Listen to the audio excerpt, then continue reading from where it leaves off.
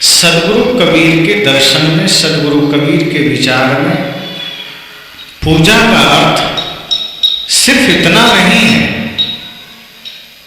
कि किसी की भी तस्वीर लगा करके किसी भी मंदिर में, किसी भी मंदिर, मस्जिद, गिरजाघर, गुरुद्वारा में, चाहे वो मंदिर राम का हो, चाहे कृष्ण का हो, चाहे वो बुद्ध का हो, महावीर का हो, कबीर का हो, नानक का हो, किसी का भी मंदिर हो, वहां जाकर के अगरबत्ती घुमा देना, बेलपत्र चढ़ा देना, दूध चढ़ा देना, सदगुरु कबीर इसे पूजा मानते ही नहीं। वे कहते हैं ये तुम्हारे जीवन का, ये तुम्हारे पूजा का एक छोटा सा हिस्सा है जो तुम वहां जाकर के करते हो, वस्तुतः वह संपूर्ण पूजा है ही नहीं। और उससे इसलिए रोका जाता है कि उसे करने न करने से बहुत कुछ प्रभाव पड़ता नहीं। मंदिर चले गए, सारी प्रक्रियाएं तुमने कर ली पूजा के, जो भी किया जा सकता है, लेकिन उससे तुम्हारे जीवन में परिवर्तन क्या है, उससे तुम्हारे जीवन में बदलाव क्या है। बाहर की पूजा में तुमने सब कुछ किया, जो कुछ भी किया जा सकता है, एक एक नियम का तुमने पालन किया, लेकिन अर्थ क्या निकला, महत्व क्या निकला। तो सदगुरु कबीर बाहर की पूजा का, मूर्ति पूजा का, चित्र की पूजा का विरोध इसलिए करते हैं कि उसका कोई खास असर आज जनमानस पर दिखता नहीं, क्योंकि पूजा करने वालों की भीड़ लगी है, मंदिर जाने वालों की भीड़ लगी है, पर परिवर्तन कितना आया, जीवन में बदलाव कितना आया। तो सर्वप्रथम यह जानना है कि पूजा क्या है। सदगुरु कबीर कहते हैं जीव दया और आत्म पूजा, इनसे बढ़कर देव नहीं दूजा। वे कहते हैं जीवों पर दया करना और आत्म पूजा अर्थात आत्मा की पूजा करना। अब आत्मा की पूजा क्या है? कई लोग आत्मा शब्द से भूत समझ लेते हैं, प्रेत, कि आत्मा दिखाई दिया या आत्मा रास्ते में नजर आ गई, उसके शरीर में आत्मा प्रवेश कर गई, तो लोग उसे भूत प्रेत से समझ लेते हैं। तो यहां सदगुरु कबीर यह तो नहीं कह रहे कि भूत की पूजा करो, क्योंकि भूत का समर्थन सदगुरु कबीर तो नहीं कर सकते, क्योंकि वो तो कहते हैं ये ब्रह्मभूत सकल जग खाया, जिन जिन पूजा ते चढ़ाया, तो भूत मानते ही नहीं, तो ब्रह्म मानते। फिर वो आत्म पूजा क्यों कह रहे हैं? वस्तुतः चेतन राम को ही, जीव को ही आत्मा भी कहते हैं शायद।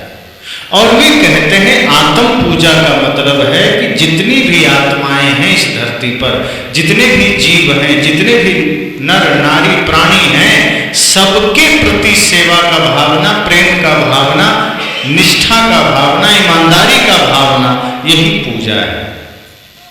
सदगुरु कबीर की पूजा यह है कि आप सबके प्रति ईमानदारी का व्यवहार करें। सदगुरु कबीर की पूजा यह है कि आप सबके प्रति प्रेम का व्यवहार करें। सदगुरु कबीर की पूजा यह है कि आप कुछ भी करें तो निर्मल मन से करें। वे कहते हैं मैं यह नहीं कहता कि तुम पूजा ना करो, मैं कहता हूं कि तुम पत्थर पूजा मत करो, क्योंकि पत्थर की पूजा करते करते कई बार क्या होता है, कोई भी भगवान की मूर्ति हमने स्थापित कर ली, अब वहां प्रतिदिन हम सिर झुकाते हैं, मस्तक उस पर रखते हैं, मस्तक रखते रखते पत्थर पर निशान पड़ जाता है, लेकिन हमारी बुद्धि वैसी की वैसी रहती है, हमारे सिर पर कोई निशान नहीं पड़ता, हमारे दिल दिमाग पर कोई असर नहीं होता। सदगुरु कहते हैं कि पत्थर पर निशान आ गए तुम्हारे सिर पटकने से, लेकिन तुम्हारे जीवन में कोई परिवर्तन नहीं आए, तुम्हारे आचरण में कोई परिवर्तन नहीं आए। यदि आत्म पूजा किए होते, चेतन की पूजा किए होते, गुरु की पूजा किए होते, माता पिता की पूजा किए होते, तो बुद्धि भी बदल जाती, संस्कार भी बदल जाते, जीवन जीने के ढंग भी बदल जाते। लेकिन हमने क्या किया? माता पिता का तिरस्कार किया, गुरु का तिरस्कार किया, भाई का तिरस्कार किया, पत्नी का तिरस्कार किया, पति का तिरस्कार किया, मित्र का तिरस्कार किया, पड़ोसी का तिरस्कार किया, छोटे छोटे जीव जंतु के साथ बुरा बर्ताव किया, और मंदिर में जाके भगवान की मूर्ति के सामने सिर झुकाया। सदगुरु कबीर सिर्फ पत्थर पूजा का विरोधी हैं। वे कहते हैं पत्थर पूजा से तुम्हें मिलता कुछ नहीं है, अहंकार उल्टा चढ़ जाता है। पत्थर पूजा से तुम्हारे जीवन में बदलता कुछ नहीं है, उल्टा तुम पाखंडी बन जाते हो, क्योंकि तुम्हें ये लगता है कि मैं तो भगवान की पूजा कर लिया। अब वही पूजा करने का भाव तुम्हें अहंकार से भर देता है। अब आम आदमी के साथ तुम प्रेम में जी ही नहीं पाते, आम आदमी के साथ तुम्हारा व्यवहार मधुर हो ही नहीं पाता, प्रेम का व्यवहार नहीं होता। तो सदगुरु कबीर पत्थर पूजा के विरोधी हैं और उसके बदले वे कहते हैं आत्म पूजा करो, जीवित प्राणियों की पूजा करो, जिसमें स्वयं राम का निवास है, जिसमें स्वयं परमात्मा का निवास है, जिसमें स्वयं भगवान का निवास है। हृदय बसे तेहि राम न जाना, सदगुरु कबीर कहते हैं कि जो राम तुम्हारे हृदय में बसता है, अर्थात सबके हृदय में बसता है, उसके साथ बढ़िया व्यवहार करो। अगर आपने आम इंसानों के साथ भी व्यवहार मधुर कर लिया, यही तो पूजा है। तो सदगुरु कबीर पत्थर पूजा को मना करते हैं।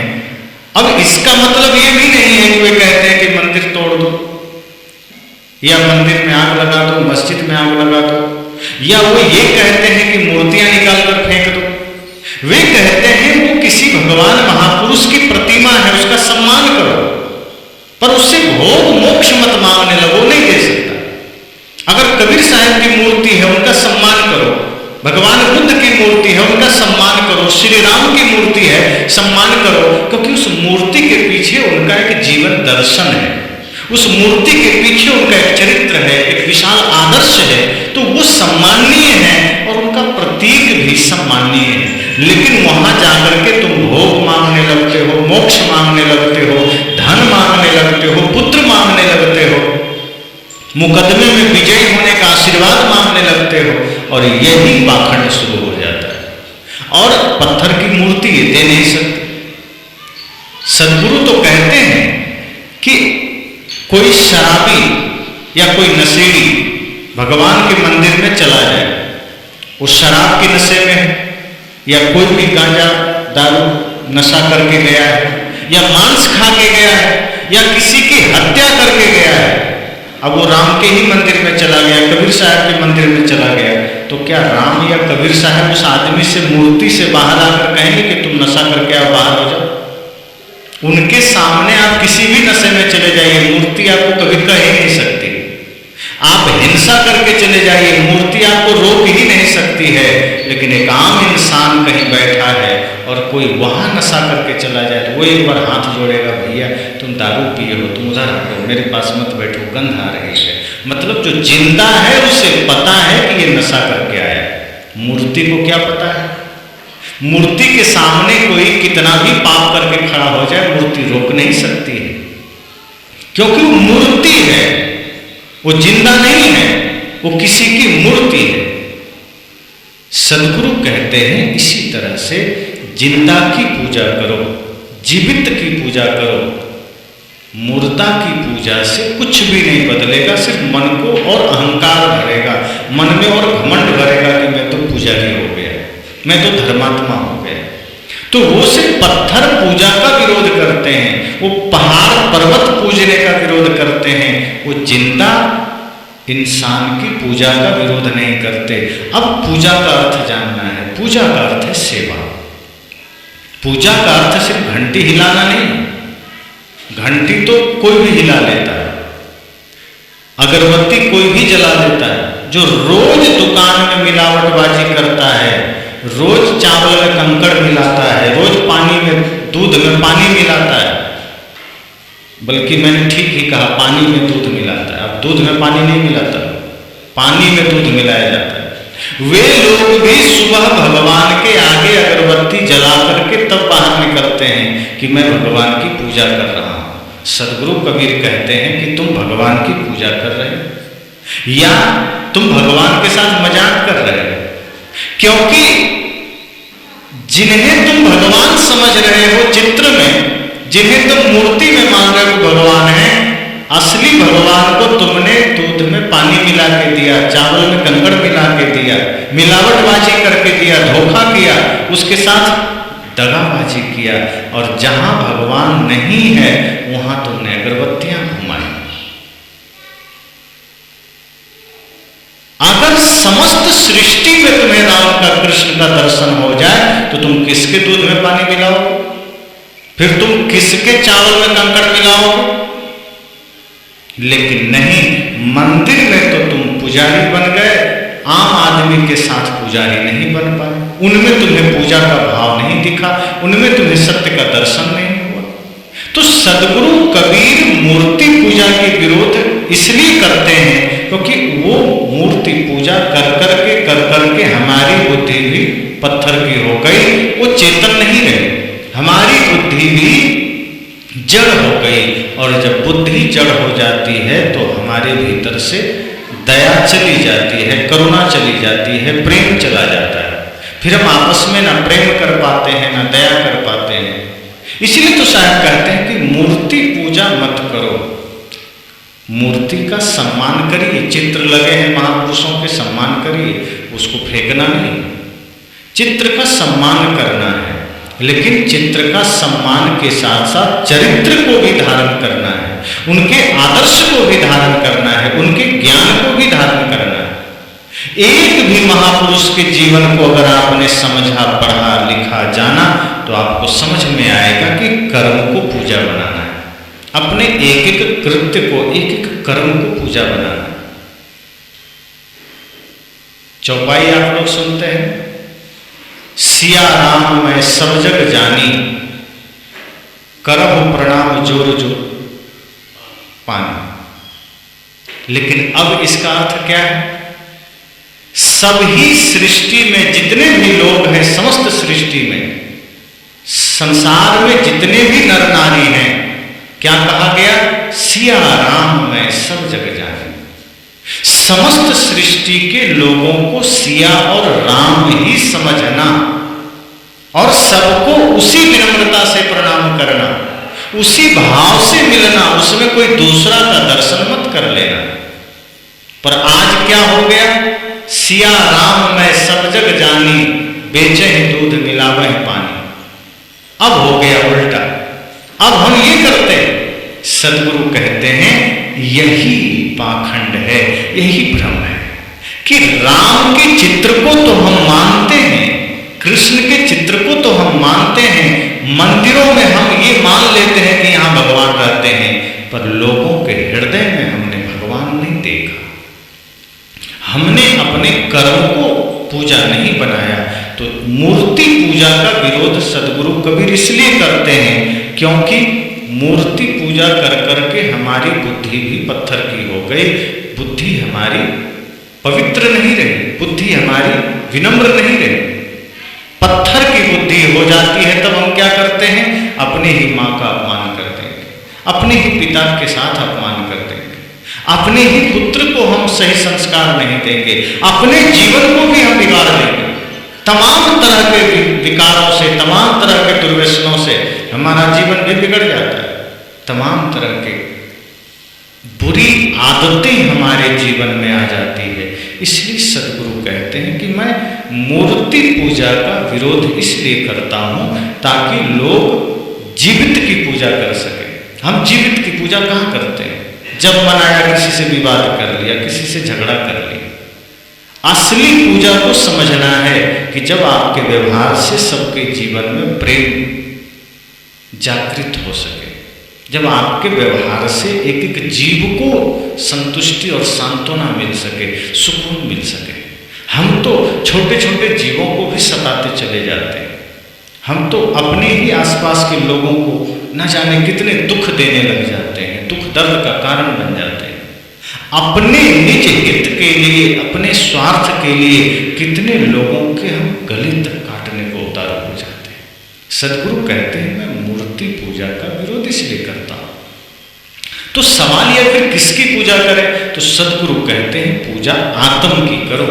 आत्म की अर्थात जितने भी नर नारी हैं, जितने भी जीव हैं, सबके प्रति करुणा का व्यवहार रखो, सबके प्रति प्रेम का व्यवहार रखो। अब ऐसा नहीं है कि माता की पूजा करने का अर्थ है कि माँ को कुर्सी में बैठा के अगरबत्ती घुमाने लगो। इतना करने से माँ की पूजा नहीं होगी। समय के साथ माँ की आरती कर लो, पिता की आरती कर लो, गुरु की आरती कर लो, लेकिन ये पूजा का संपूर्ण रूप नहीं। पूजा का संपूर्ण रूप है कि माँ की सेवा प्रातः काल से लेकर शयन समय तक करते रहो।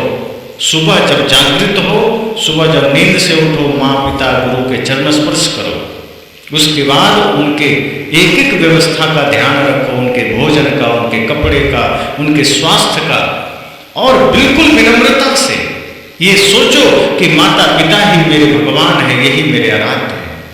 क्योंकि माँ बाप, अब सोचो, ब्रह्मा जी को आपने नहीं देखा, विष्णु जी को आपने नहीं देखा, शिव जी को आपने नहीं देखा, हमने भी नहीं देखा, लेकिन ये तीनों गुण माता पिता और गुरु में है, और हम उनमें वो चीज देख नहीं पाते। मां जन्म देने के नाते ब्रह्मा है, पिता पालन करने के नाते विष्णु है, और गुरु हमारे बुराइयों को अंत करते हैं, हमारे जीवन के विकारों का अंत करते हैं, इसलिए महादेव। अगर हम माता पिता गुरु में ही ब्रह्मा विष्णु महेश का दर्शन कर लेते हैं तो कहीं जाने की जरूरत क्या है। और वास्तव में माता पिता और गुरु ही हमारे जीवन में ब्रह्मा विष्णु महेश हैं, जो हमें जन्म दे रहे हैं, पालन कर रहे हैं, और हमारे जीवन में विकारों को मार रहे हैं, हमारे जीवन के समस्त बुराइयों का संहार करते हैं। गुरु हमें हमारे बुराइयों पर लेप नहीं लगाते। सच्चे गुरु हमें हमारे दोषों पर, हमारे बुराइयों पर चोट करके उसे निकाल देते हैं। जो अच्छे डॉक्टर होते हैं, अगर आपके शरीर में कोई फोड़ा है, घाव है, अगर आप चले जाएंगे तो वो उस पर सिर्फ पट्टी बांध के सहला कर भेज नहीं देंगे कि जाओ जाओ ठीक है, तब तो घाव और बढ़ जाएगा। जो अच्छे डॉक्टर हैं वो कैंची से, औजार से उसको पूरा भाग कटिंग करके निकाल देता है, दवा भर के पट्टी लगा के भेज देता है। तत्काल तो दर्द होता है, पीड़ा होती है, इसका मतलब वो डॉक्टर आपका दुश्मन नहीं, वो आपका हितैषी है, कि आपकी पीड़ा का उसने पक्का समाधान कर दिया। गुरु हमारे जीवन की बुराइयों का अंत करते हैं। इसलिए सदगुरु कहते हैं कि असली ब्रह्मा विष्णु महेश तो माता पिता गुरु हैं। अगर हमने उनमें ये दर्शन कर लिया तो हम उनके साथ बुरा व्यवहार ही नहीं करेंगे, फिर तो हमारा कर्म पूजा बन गया। तो हमारा कर्म पूजा नहीं बन पाता, लेकिन हम मंदिर में पूजा करने चले जाते हैं। अब यहां लोग ये समझ लेते हैं कि सदगुरु कबीर मंदिर के विरोधी हैं, पूजा के विरोधी हैं। सदगुरु कबीर पूजा के विरोधी नहीं है। अगर वे कहते हैं कि माता पिता गुरु की पूजा करो, इसका अर्थ ये नहीं कि पूजा का विरोध करते हैं। इसका अर्थ इतना है कि वो सत्य का दर्शन कराते हैं। इसका अर्थ इतना है कि आपको सही पूजा से परिचय कराते हैं। जैसे कोई आदमी प्यासा हो और कोई सिर्फ कहे कि देखो कागज में पानी लिख के तुमको दे देते हैं, पेट भर जाएगा तुम्हारा, भरे। कागज में पानी लिख दें, कागज में दूध लिख दें, कागज में शरबत लिख दें, और वो सारा कागज का टुकड़ा आपको दे दिया जाए और आप पढ़ पढ़ करके क्या तृप्त हो जाएंगे। सदगुरु कबीर कहते हैं तुम मंदिरों में यही तो करते हो, वहां तुम प्रार्थना गाते हो, तुम मंदिर में सिर झुकाते हो और तुम्हें लगता है कि तुम्हारा सारा काम हो गया, लेकिन तुम वास्तव में अपने जीवन में उस पूजा के मर्म को, उस पूजा के रहस्य को धारण नहीं कर पाते। तुमने वहां राम का नाम जप लिया, कृष्ण का नाम जप लिया, तुमने वहां गायत्री मंत्र का जाप कर लिया, तुमने वहां कबीर के मंत्र का जाप कर लिया, बुद्ध के मंत्र का जाप कर लिया। उसके बाद जब घर आए तो तुम्हारे व्यवहार में बड़ा परिवर्तन आ गया। पिता के साथ गाली दे रहे हो, मंदिर में तुमने मंत्र पढ़ा था, यहां तुम गाली दे रहे हो। मंदिर में तुमने गायत्री मंत्र पढ़ा था, घर आए तो दूसरा ही गायत्री मंत्र तुम्हारा चलने लगा। भाई को गाली दे दिया, बच्चे को गाली दे दिया, पत्नी को गाली दे दी। और आजकल के आदमी का तो बात ही निराली। आज का आदमी कोई भी बात बिना गाली के पूरा ही नहीं करता। एक आदमी बात बात में गाली देता था, कुछ भी बात हो तो वो हमेशा साला शब्द का प्रयोग करता था अपने बातों में। एक संत ने कहा देखो भाई, अपने मुख को खराब क्यों करते हो? मंदिर जाते हो, इसी मुख से तुम भगवान की प्रार्थना गाते हो, इसी मुख से तुम गुरु का नाम लेते हो, और बाहर तुम जब देखो तब गाली देते हो। कभी बेटे को गाली दे रहा, साला उसने ये नहीं किया, उसने नहीं किया, इतना तुम्हारे मुख में गाली बैठ गई है। जब भी कुछ बात आवे पत्नी को, भाई को, पुत्र को, मित्र को, सबको वही साला शब्द बोलता था। गुरु जी ने समझाया कि ये शब्द प्रयोग मत करो। उसने कहा गुरु जी मैं संकल्प लेता हूं, आज के बाद किसी साले को गाली नहीं दूंगा। मतलब संकल्प लेते लेते भी गाली दे दिया। संत ने कहा कि तुम्हारी बुद्धि मलिन हो गई है, तुम ये नहीं समझते हो कि मंदिर में तुम प्रार्थना करते हो, बाहर जहां तुम्हें सच में शब्दों पर लगाम रखना था वहां तुम गाली देते हो। सदगुरु कहते हैं अपने वचन को, अपने मन को, अपने कर्म को पूजा बनाओ। जब मन निर्मल होंगे, वचन निर्मल होंगे, कर्म निर्मल होंगे, तो तुम्हारी पूजा तो हर क्षण हो जाएगी, हर पल हो जाएगी। फिर मूर्ति पूजा करने की जरूरत नहीं पड़ेगी। फिर मूर्ति का भी सम्मान है, और मूर्ति का सम्मान और अपमान क्या है? सम्मान अपमान उसका होता है जिसमें चेतना है, जो जड़ है उसका क्या अपमान हो। और फिर मान लो राम जी का ही अपमान हो सकता है, कृष्ण का अपमान हो सकता है, कबीर का अपमान हो सकता है। जो महापुरुष मान सम्मान से बहुत ऊपर है, हम उनका अपमान कैसे कर सकते हैं? एक ने कहा कि राम के मंदिर में एक आदमी गया, प्रणाम नहीं किया, राम जी का अपमान कर दिया। वहां गया, आरती में भाग नहीं लिया, राम जी का अपमान हो गया। कबीर मंदिर गया, कबीर साहब के सामने हाथ नहीं जोड़ा, कबीर का अपमान हो गया। मैंने कहा ये छोटे छोटे चीजों से कबीर साहब को फर्क पड़ेगा कि राम जी को फर्क पड़ेगा? क्या कबीर और राम इतने सरल सहज हैं, इतने साधारण हैं कि वो लोगों के मान अपमान को ढूंढते फिरेंगे कि कौन हाथ जोड़ा, कौन पैर जोड़ा, कौन नहीं जोड़ा? जो महापुरुष मान सम्मान से बहुत ऊपर हैं, उन्हें कुछ फर्क नहीं पड़ने वाला। अगर हम कुछ गलत करते हैं तो हमारा अपमान है, हमारे कुल का अपमान है, हमारे माता पिता का अपमान है, हमारे गरिमा का अपमान है। राम का कोई अपमान नहीं हो सकता, कृष्ण का कोई अपमान नहीं हो सकता, ना कोई कर सकता है। कबीर का कोई अपमान नहीं कर सकता, वो मान सम्मान से बहुत ऊपर है। कुछ भी हम गलत बोलते हैं, हम अपना अपमान करते हैं, हम अपने मुख का अपमान करते हैं। अगर आपने किसी को गाली दे दिया, उसका अपमान नहीं है जिसको आपने गाली दिया है, वो आपका अपमान है, आपके परवरिश का अपमान है, आपके माता पिता कुल खानदान का अपमान है, क्योंकि आपने अपना परिचय दिया है। उसको गाली दे करके उसका क्या बिगड़ा? मान लीजिए आपने मीठा बोला और सामने से किसी ने गाली दे दिया, आप अगर ये सोचते हैं कि मेरा अपमान उसने कर दिया, नहीं, आपका अपमान उसने नहीं किया। उसने सिर्फ अपना परिचय दिया है, आपने अपना परिचय दिया है। इसलिए मान सम्मान के चक्कर में नहीं पड़ना। सदगुरु कहते हैं जिन जिन महापुरुषों की मूर्तियां बनी है, उनके चरित्र को देखना, उनके जीवन दर्शन को देखना। राम से क्या सीखा जा सकता है ये देखना, कृष्ण से क्या सीखा जा सकता है ये देखना, सदगुरु कबीर से क्या सीखा जा सकता है ये देखना, भगवान बुद्ध से क्या सीखा जा सकता है ये देखना, गुरु रविदास से क्या सीखा जा सकता है ये देखना।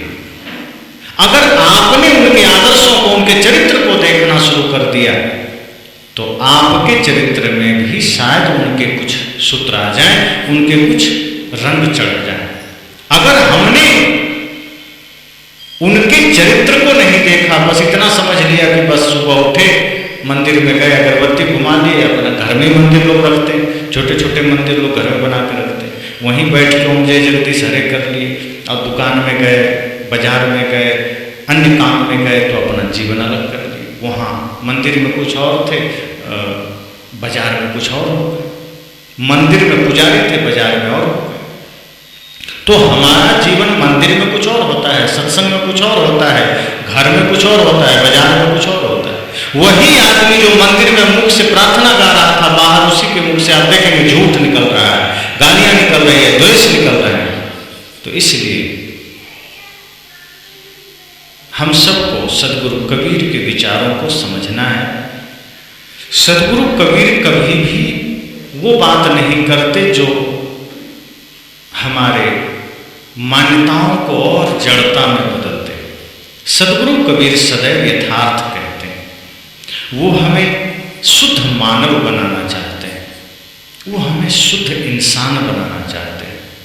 वे कहते हैं कि जब तुम इंसान बनोगे तो सब में तुम्हें भगवान दिखेगा, सबके साथ तुम्हें प्रेम होगा। लेकिन तुम सांप्रदायिक बन जाते हो, कोई हिंदू बन गया, कोई मुसलमान बन गया, कोई ईसाई बन गया, कोई बौद्ध, कोई जैन बन गया, कोई कबीरपंथी बन गया। सदगुरु कहते हैं तुम सिर्फ सत्य का पथिक बनो, धर्म का मार्गी बनो, प्रेम का मार्गी बनो, अर्थात इंसान बनो। अगर इंसान बनोगे तो इस सृष्टि में जहां भी सत्य है वो दिखाई देगा। और यदि सांप्रदायिक बनोगे तो जिनसे तुम जुड़े हो उनके अतिरिक्त सब में बुराई नजर आएगा। अगर कबीर से जुड़े हो तो राम, कृष्ण, बुद्ध, महावीर में बुराई नजर आएगी। अगर राम से जुड़े हो तो कृष्ण, बुद्ध, महावीर, कबीर में बुराई नजर आएगी। अगर बुद्ध से, महावीर से जुड़े हो तो अन्य सब में बुराई नजर आएगी। लेकिन अगर तुमने सत्य को स्वीकार किया है, प्रेम को स्वीकार किया है, इंसानियत को स्वीकार किया है तो राम की मर्यादा भी दिखेगी, कृष्ण का प्रेम भी दिखेगा, बुद्ध की करुणा भी दिखेगी, सदगुरु कबीर का खरा ज्ञान भी दिखेगा। लेकिन ये तब होगा जब हम इंसान बन सकें, और ये तब होगा जब हम अपने कर्म को पूजा बनाएंगे। तो हम सब अपने कर्म को पूजा बना सकें, ये संकल्प लेना है। समय बहुत अधिक हो चला है, 6 बजे ही विराम होना था, लेकिन कन्फ्यूजन में सत्संग 6 बजे शुरू ही हुआ, तो ज़्यादा मैं समय नहीं लूँगा। 3 बजे आरंभ होना था, 3 से 6 का समय था कंप्लीट में। लेकिन ऐसा होता तो शायद और अच्छे से सत्संग का आनंद ले पाते। ये समय ऐसा है जहाँ सबको अपने गृह कार्य भी निपटाना है, भोजन प्रसाद का, और हम सब का भी भोजन का समय 6 से 6:30 का होता है सूर्यास्त से पहले, परंतु समय का थोड़ा सा इधर उधर हो जाने से। पर सदगुरु कहते हैं 1 घड़ी आधी घड़ी आधी में बुनियाद। सत्संग तो कुछ क्षण का भी हो जाए, कुछ पल का भी हो जाए, वो हमारे लिए कल्याणकारी है, वो हमारे लिए उपयोगी है। अगर हम थोड़ा भी सत्संग कर पाए समर्पण से, श्रद्धा से, तो हमारे जीवन में बदलाव आ सकता है। सदगुरु कबीर की एक सीख जरूर मानिए कि कभी भी सांप्रदायिक मत बनिए, इंसान बनिए, सबके प्रति प्रेम रखिए, और जो इंसानियत का दुश्मन है उसकी उपेक्षा करिए, घृणा किसी से मत करिए। सभी महापुरुषों की अच्छाई को लेने का प्रयास करिए, अपने को सत्य का मार्गी बनाइए, प्रेम का मार्गी बनाइए। इसलिए जब ऐसा करेंगे तो लगेगा कि ये पूरी सृष्टि हमारा परिवार है, ये पूरी धरती हमारा परिवार है। और यदि सांप्रदायिक बनेंगे तो एक दूसरे के साथ विरोध में जिएंगे, एक दूसरे के साथ ईर्ष्या द्वेष जिएंगे। इसलिए सदैव यह ध्यान रखना है। साहब ने कहा है, साधो दिल से न राम को भूल, दिल से न राम को भूल, दिल से न राम को भूल, साधो दिल से न राम को भूल। स्याही गई सफेदी आई, चलना है बड़ी दूर, डार पात में तुम ही रंगीले, राग रंग में तुम ही रंगीले, सब फूलन में फूल, साधो दिल से न राम को भूल, दिल से न राम को भूल, साधो दिल से न राम को भूल। हरि हुजूर नहीं दूर विराजे, हरि हुजूर नहीं दूर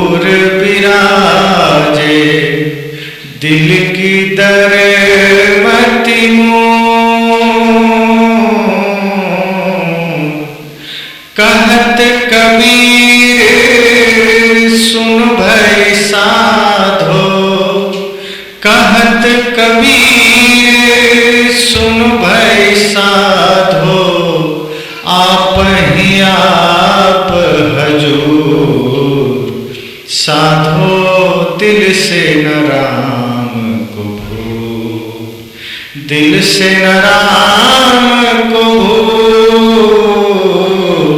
साधो दिल से न राम को भूल, साधो दिल से न राम को भूल। सदगुरु कहते हैं राम को दिल से न भूलना, पर होता क्या है, हम राम को ही भूल जाते हैं, गुरु को ही भूल जाते हैं, संसार याद रह जाता है, धन दौलत याद रह जाता है, पद याद रह जाता है, परिवार याद रह जाता है, दुनिया की सारी चीजें हमें याद रह जाती है, हम राम को भूल जाते हैं। साहब कहते हैं राम को मत भूलना, अगर राम को भूल गए तो समझो जीवन को भूल गए। लेकिन दुख की बात यह है कि राम भूल गए, लेकिन जब आदमी मरता है तब पीछे पीछे लोग कहते हैं राम नाम सत्य है। सदगुरु कहते हैं जीते जी ये बात जान लेना, जीते जी इसे समझ लेना कि राम नाम ही सत्य है, बाकी सब झूठ है। लेकिन खेद इस बात का है कि राम नाम सत्य है, मरने के बाद सुनाया जाता है।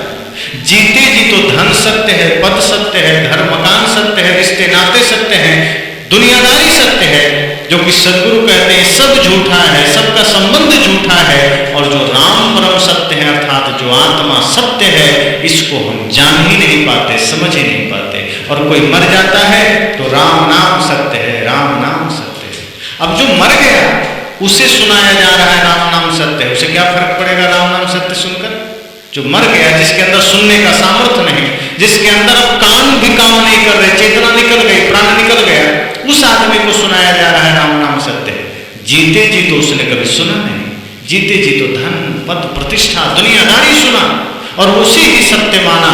लेकिन जो अब सुनाया जा रहा है, अब उसके सामने राम नाम सत्य सुना दो, चाहे रावण नाम सत्य सुना दो, कोई फर्क नहीं पड़ेगा। राम नाम सत्य सुना दो, चाहे कंस नाम सत्य सुना दो, कोई फर्क नहीं पड़ेगा। हाँ, जो कह रहा है राम नाम सत्य है, अगर वो उस सत्य को जान ले तो शायद उसकी सद्गति हो जाएगी। लेकिन जो कह रहा है वो सोच रहा है मैं तो मुर्दे के लिए कह रहा हूं, मैं तो लाश के लिए, मुझे नहीं सुनना, मुझे नहीं जानना। वो तो धन को ही सत्य समझेगा। लेकिन जिस दिन यमराज सामने आकर खड़ा होता है कि चल तेरा समय हो गया, तब नींद खुलती है कि कुछ भी नहीं जा रहा, धन वो भी नहीं, पद वो भी नहीं, रिश्ते नाते वो भी नहीं, और बाकी तो छोड़ो, शरीर से भी पूछता है कि तू साथ चलेगा, शरीर कहता है ना, मैं भी मरघट तक आगे नहीं जा सकता। रिश्ते नाते भी कहते हैं मरघट तक पहुंचा देंगे, उसके आगे नहीं जा सकते। धन कहता है मैं तो तिजोरी से बाहर भी नहीं निकलूंगा, जितना तुमने मुझे महत्व दिया मैं तेरा साथ ना दूंगा।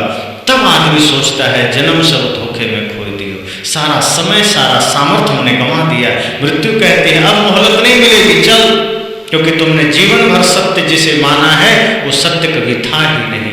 जिस धन को तुमने, जिस परिवार को तुमने सत्य माना, उसका संबंध कभी सत्य नहीं था। और जो परम सत्य था धर्म, उस धर्म को तुमने कभी स्वीकार नहीं किया। जो गुरु का वचन सत्य था, उस गुरु के सानिध्य में तुम कभी बैठने का प्रयास नहीं किया। जो ज्ञान सत्य था उसको तुमने कभी धारण नहीं किया। इसलिए उस सत्य को धारण करो। अंतिम समय में भी अगर चेत गए तो समझना जीवन सुधर जाएगा, बदल जाएगा, संवर जाएगा। और यदि चूक गए तो संत कहते हैं जो चूक गया फिर उसका नहीं ठिकाना, ए मोक्ष मार्गी संभल संभल कर जाना। तो इन्हीं बातों के साथ वाणी को विराम। बोलिए सद्गुरुदेव की जय।